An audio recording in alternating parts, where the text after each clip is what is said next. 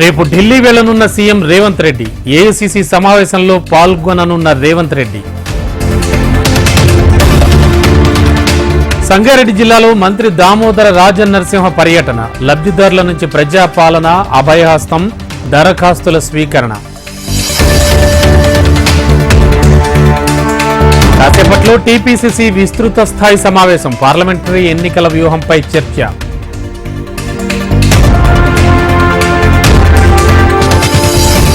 ఏపీలో అవినీతి పెరిగిపోయింది. ప్రతి పథకం వెనుక ఒక స్కామ్ ఉందన్న పురంధేశ్వరి.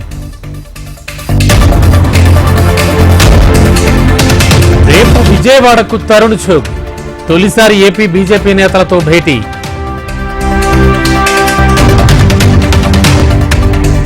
కాంగ్రెస్ పార్టీ డైవర్ట్ రాజకీయాలు చేస్తోంది. మంత్రులు ఉత్తమ్, పొన్నంపై కృష్ణసాగర్ రావు ఫైర్.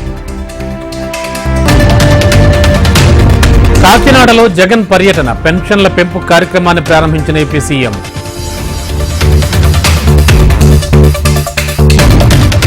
ఒకరిద్దరు నేతలు పార్టీని వీడినా నష్టమేం లేదు.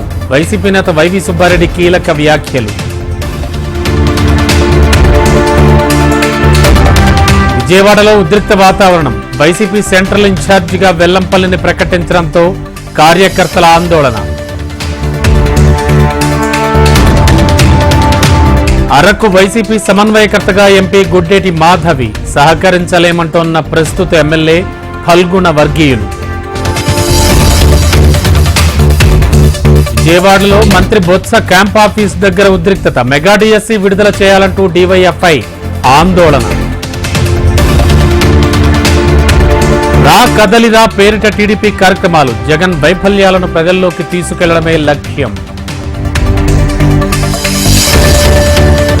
ఇవాళ విజయవాడకు వైఎస్ షర్మిల. జగన్ కు వివాహ ఆహ్వాన పత్రిక అందించనున్న షర్మిల. టీడీపీ గూటికి రాయచోటి మాజీ ఎమ్మెల్యే గడికోట ద్వారకానాథ్ రెడ్డి. ఇవాళ చంద్రబాబు సమక్షంలో సైకిల్ ఎక్కనున్న ద్వారకానాథ్ రెడ్డి.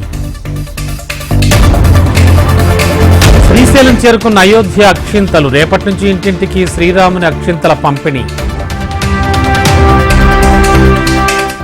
విజయవాడ ఇంద్రకీలాద్రిపై భవానీ దీక్షా విరమణలు. 5 రోజుల పాటు కొనసాగనున్న దీక్షా విరమణలు.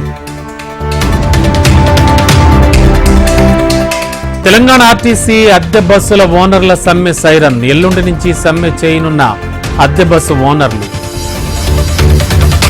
దేశంలో భారీగా పెరుగుతోన్న కరోనా కేసులు. జాగ్రత్తలు పాటించాలంటోన్న వైద్యులు.